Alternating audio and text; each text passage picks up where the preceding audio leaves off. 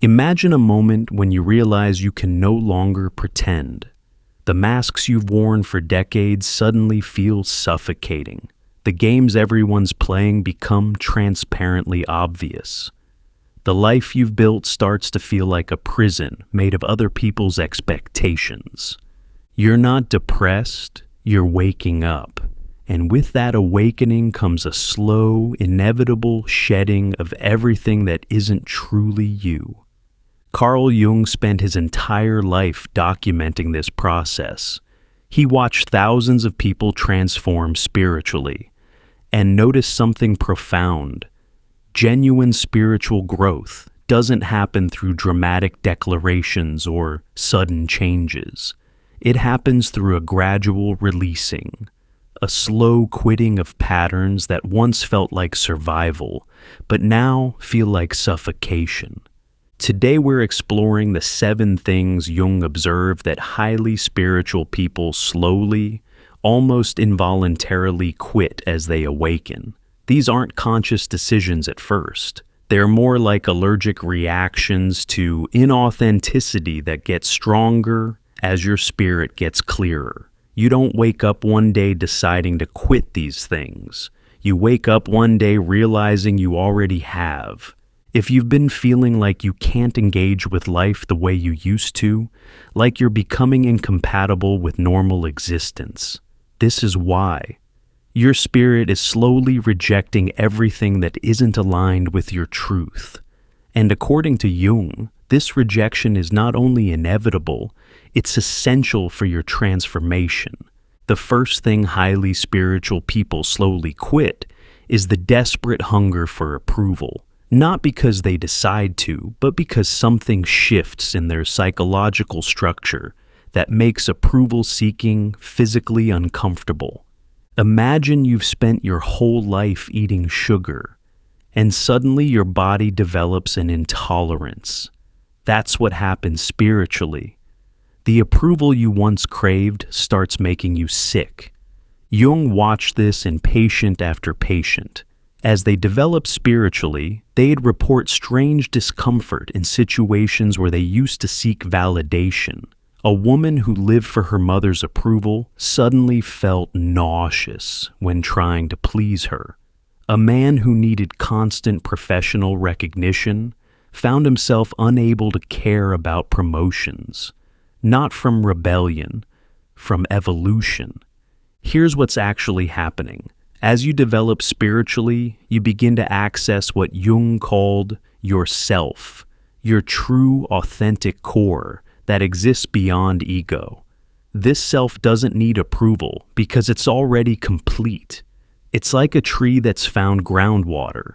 It no longer depends on rain. But the quitting process is slow and often painful. You'll find yourself in a meeting, about to say what everyone wants to hear, and suddenly you can't. The words get stuck. Your body rebels. You might even break into a sweat. It's not anxiety. It's your authentic self refusing to participate in the performance. One of Jung's patients described it perfectly. I used to rearrange my entire personality depending on who I was with. Now, when I try, it's like my soul hits an emergency brake. I physically cannot contort myself for approval anymore. This creates a strange period where you've quit seeking approval internally, but haven't adjusted externally. You stop posting for likes, but still check your phone. You stop fishing for compliments, but still notice their absence.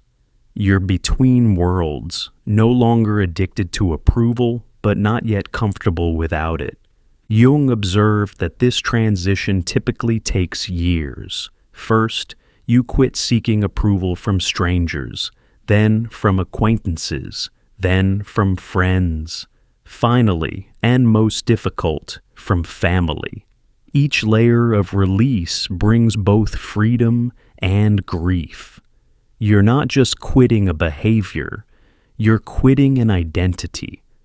The woman who lived for her mother's approval went through months of what felt like withdrawal. She'd automatically reach for her phone to call her mother for validation.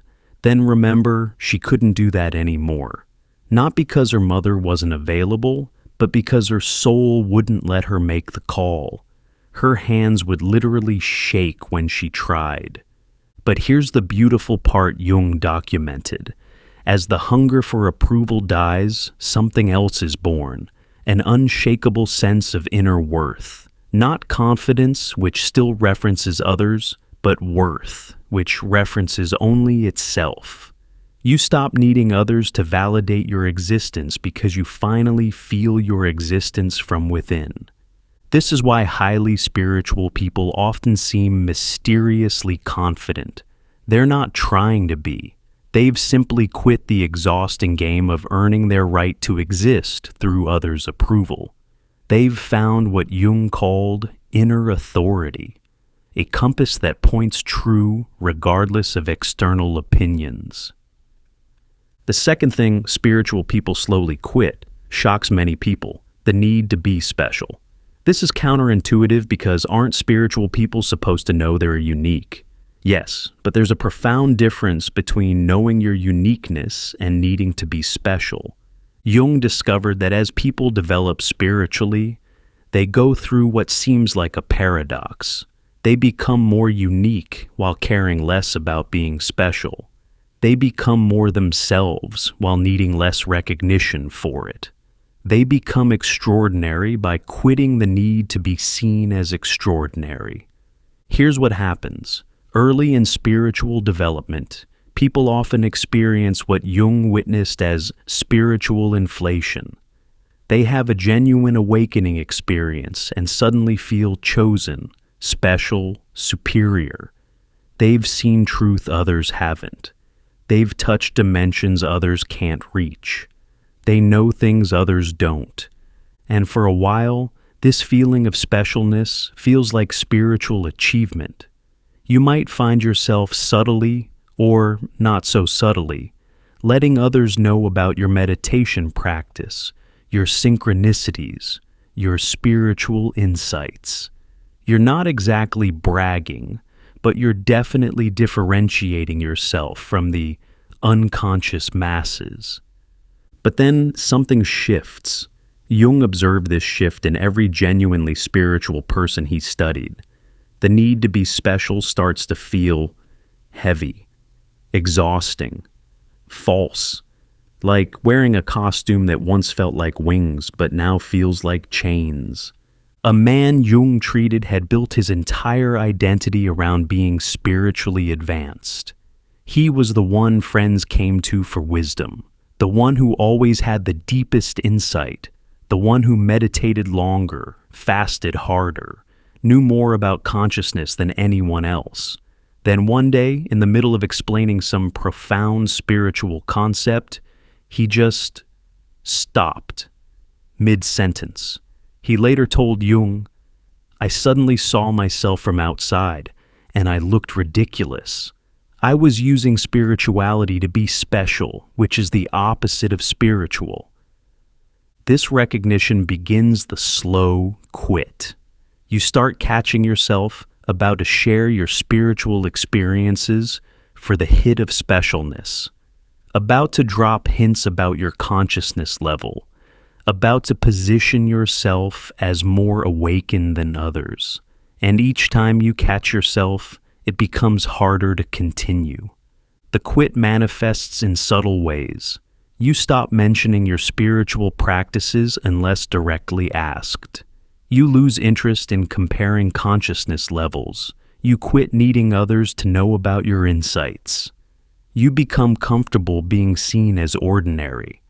You stop using spiritual language to elevate yourself. One woman described her transition.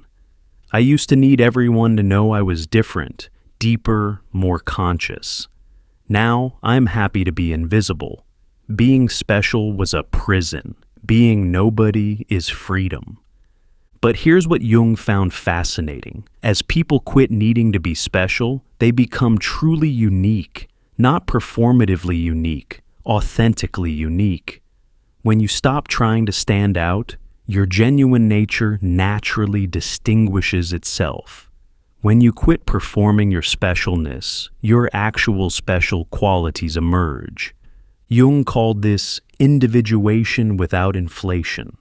You become completely yourself without needing anyone to notice. You're like a flower that blooms whether anyone's watching or not. The blooming is for the blooming, not for the watching. This shift terrifies the ego, which has often built its entire structure on being special. If I'm not special, the ego asks, then what am I? The answer, which takes years to fully accept, you're you. That's enough. That's everything. The third thing highly spiritual people quit is perhaps the most surprising. The performance of happiness. Not happiness itself, the performance of it, the constant need to appear positive, enlightened, beyond suffering. Jung observed that genuine spiritual development doesn't make people perpetually happy. It makes them perpetually real, and reality includes the full spectrum of human experience, joy and sorrow, peace and turmoil, light and shadow. In our culture, there's enormous pressure to be happy, especially if you're spiritual. You're supposed to be above negative emotions, beyond petty concerns, radiating love and light at all times. But Jung discovered this performance of happiness is actually anti-spiritual. It's another mask, just with a spiritual face. As people develop genuine spiritual depth, they slowly quit this exhausting performance. They stop pretending everything is fine when it isn't. Stop forcing smiles when they're grieving. Stop spouting positive affirmations when they're genuinely struggling. They quit the spiritual bypass and embrace the spiritual embodiment. A therapist Jung supervised went through this transition dramatically. She'd built her practice on being the enlightened healer, always centered, always peaceful, always radiating wisdom. Then her son died, and she couldn't perform anymore. She tried to return to work with her spiritual persona intact, but her body wouldn't let her. She'd sit with clients, trying to be the wise healer, and tears would just start falling. She told Jung, "I thought being spiritual meant transcending human pain. Now I realize it means embracing it. I can't be the enlightened one anymore. I can only be the real one." If you're recognizing yourself in these patterns, if you're feeling that slow release of things you used to grip tightly, I want you to know you're not alone. This journey of slowly quitting what no longer serves us is happening to millions of awakening souls right now. Before we explore the remaining 4 things spiritual people quit, take a moment to subscribe to this channel and hit the notification bell to join our community of souls who are courageously shedding the false to embrace the true. And please share in the comments what you found yourself slowly quitting. Your story might be exactly what someone else needs to hear today. Let's continue this journey together, because the next patterns might be the very ones you're experiencing right now. The 4th thing highly spiritual people slowly quit might be the most destabilizing, the need for certainty, the desperate grip on knowing, understanding, having answers. Jung discovered that genuine spiritual growth leads not to more answers, but to being comfortable with questions. Not to more certainty, but to peace with mystery. Not to knowing, but to wonder. This terrifies the mind, which has spent a lifetime collecting certainties like armor. I know who I am. I know what's true. I know how life works. I know what happens after death. I know my purpose. These certainties feel like safety, but Jung observed they're actually prisons. As spiritual depth develops, these certainties start to crack. Not because they are proven wrong, but because you realize the very need for certainty was keeping you from truth. Truth isn't something you can hold. It's something that flows. The moment you grip it, it becomes dogma. One of Jung's most brilliant patients was a physicist who came to him in crisis. His spiritual awakening had shattered his scientific certainties. He said, "I used to know how the universe worked. Now I realize I don't even know how my coffee cup works. The more conscious I become, the less certain I am about anything." This wasn't confusion. It was clarity. He was seeing past the illusion of knowledge into the reality of mystery. But the transition was agonizing. His mind desperately wanted to rebuild certainty, to find new spiritual facts, to replace the old scientific ones. But every time he tried to crystallize a spiritual truth, it would dissolve. Jung watched him slowly quit the need for solid ground. First, he quit needing to know how things work. Then, he quit needing to know why things happen. Finally, he quit needing to know who he really was. He entered what Jung recognized as the cloud of unknowing, a state where not knowing becomes more truthful than any knowing could be. This quitting of certainty happens in stages. First, you quit certainty about the external world. Then, you quit certainty about others' motivations. Then, you quit certainty about your own past. Finally, you quit certainty about your own identity. Each stage of release brings both terror and liberation. The ego experiences it as death, which it is. The death of the know-it-all mind that kept you safe but small. A woman described her process. "I used to have strong opinions about everything: politics, spirituality, relationships, purpose. Now, when someone asks what I believe, I honestly don't know. Not from confusion, but from openness. Every certainty I release creates space for something more beautiful than answers, presence with what is."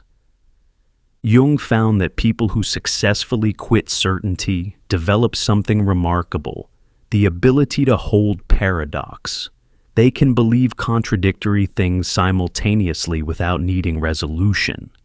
They can act decisively without being certain. They can commit fully while staying open to being completely wrong. This isn't wishy-washy relativism.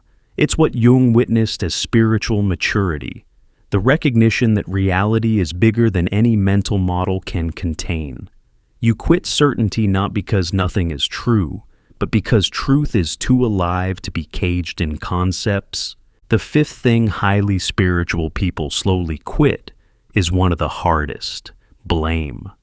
Not just blaming others, but the entire victim-perpetrator narrative that the ego uses to make sense of suffering. Jung observed that as people develop spiritually, they undergo a radical shift in how they relate to their wounds. They stop seeing themselves as victims of others' actions and start seeing themselves as participants in a larger pattern. This isn't about excusing harm or bypassing trauma. It's about reclaiming power. The quitting of blame is slow and often painful because blame serves so many psychological functions. It explains our pain, it preserves our innocence, it gives us an identity. It bonds us with others who've been similarly wronged. Letting go of blame can feel like letting go of our entire story. A woman came to Jung filled with legitimate grievances: abusive childhood, betraying ex-husband, discriminating employers. Her anger was justified, her blame accurate, but it was also killing her. She was so identified with being wronged that she couldn't move forward.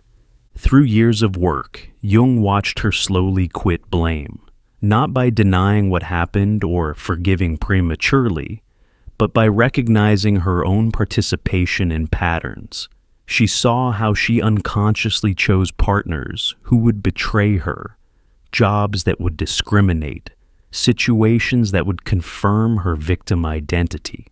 She told Jung, "The day I stopped blaming was the day I became free. Not because others weren't wrong, they were, but because I finally saw that holding on to blame was my choice. I was using their wrongness to avoid my own responsibility for my life." This shift is excruciating for the ego. It means taking responsibility for things that genuinely weren't your fault. It means seeing how you unconsciously participated in your own wounding. It means admitting that, on some level, you needed the very experiences you've spent years blaming others for. Jung documented the stages of quitting blame. 1. Rage at the unfairness. This shouldn't have happened. 2. Recognition of patterns. This keeps happening. 3. Seeing unconscious participation. I somehow contribute to this. 4. Taking radical responsibility. I am the author of my experience. 5. Transcending the victim-perpetrator paradigm. We're all playing roles in each other's awakening. A man who'd spent decades blaming his father for his struggles went through this process. He said, "I realized I'd made my father into a monster to avoid seeing my own shadows. The day I quit blaming him, I saw him clearly for the first time. Just another wounded human doing his best with his own trauma. And I saw myself clearly too. Not a victim, but a soul who chose this exact father for my own evolution." This doesn't mean accepting abuse or staying in harmful situations. It means recognizing that even our wounds serve our awakening. Jung observed that the people who quit blame don't become doormats. They become powerful. They stop giving others the power to define their story. The sixth thing spiritual people quit is particularly subtle: spiritual bypassing. Using spiritual concepts to avoid genuine human experience, spiritual practices to escape difficult emotions, enlightenment as a strategy to bypass being human. Jung saw this constantly in spiritual communities. People using meditation to avoid feeling, using "everything happens for a reason" to avoid grief, using "we're all one" to avoid boundaries, using ego death to avoid psychological work. The spiritual path becoming another elaborate defense mechanism. As genuine spiritual maturity develops, this bypassing becomes impossible. Your soul demands full embodiment, spiritual and human, transcendent and immanent, infinite and intimate. You can no longer use heaven to escape earth. A Buddhist practitioner came to Jung after 20 years of meditation. He'd achieved remarkable states of consciousness, experienced profound emptiness, touched the void. But his relationships were disasters. His emotions were numbed. His life was dissociated. He'd used enlightenment to bypass his humanity. Jung watched him slowly quit this bypass. It was more painful than his original awakening. He had to come back down into his body, into his feelings, into his very human needs and desires. After touching the infinite, he had to learn to be finite again. After experiencing no self, he had to rebuild a healthy self. He described it. "I thought spirituality was about transcending human experience. Now I realize it's about finally having human experience. I spent 20 years trying to be nobody. Now I'm learning to be somebody, this particular somebody, with this particular life, these particular wounds and gifts." The quitting of spiritual bypassing looks like admitting you have preferences despite accepting what is, feeling anger despite understanding everyone's doing their best, wanting intimacy despite knowing we're already one, having boundaries despite seeing all as self, experiencing fear despite trusting the universe. This creates what Jung observed as spiritual maturity, the ability to be fully human and fully spiritual simultaneously, not using one to escape the other, but living at the intersection where heaven meets earth. The final thing highly spiritual people quit might surprise you: the isolation of awakening, the belief that spiritual growth means growing apart from others, that consciousness creates loneliness, that awakening means being alone.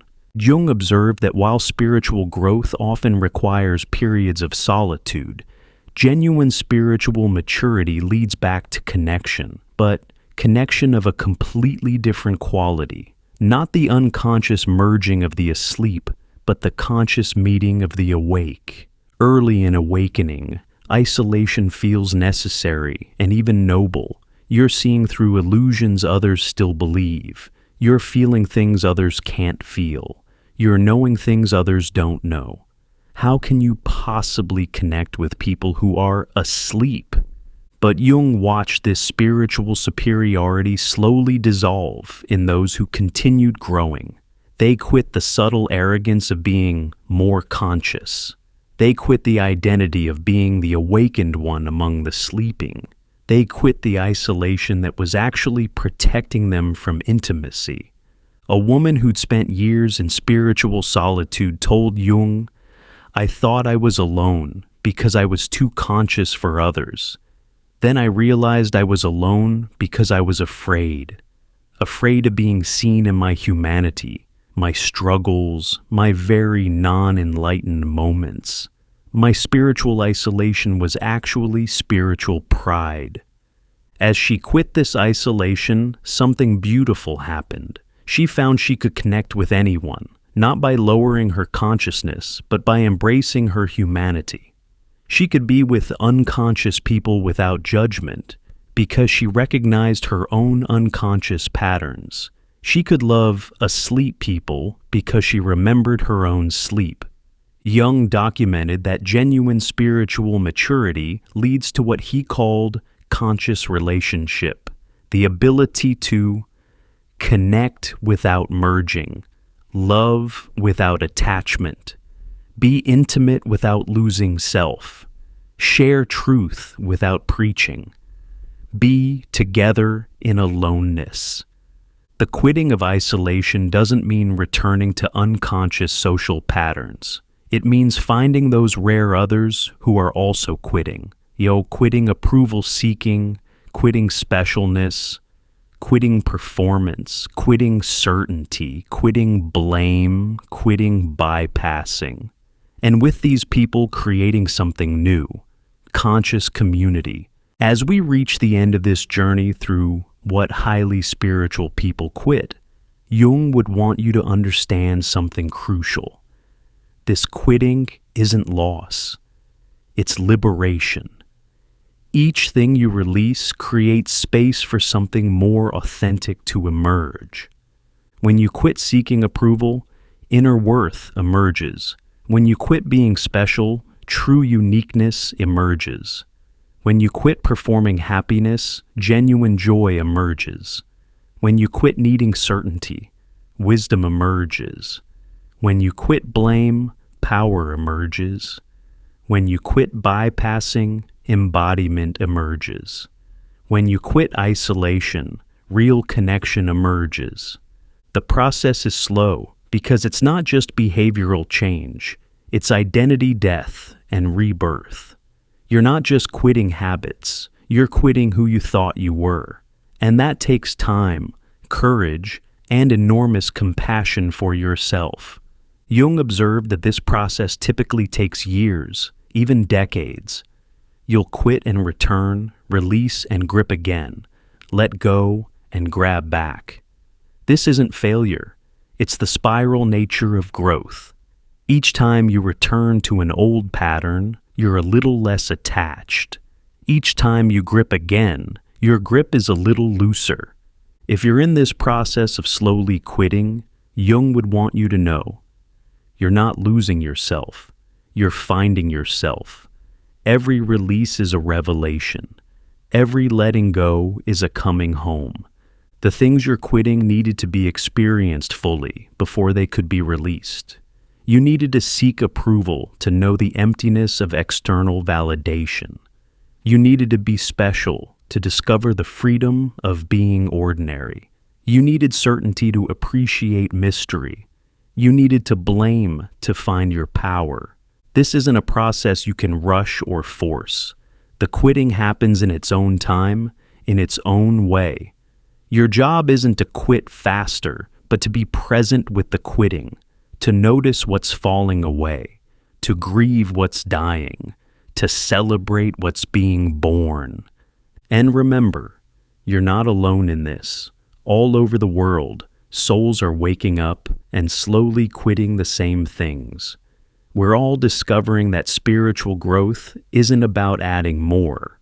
It's about releasing what was never true. Not about becoming someone new, but about quitting being someone we're not. If this journey resonates with you, if you're recognizing your own slow quitting in these patterns, subscribe to this channel and become part of our growing community of awakening souls.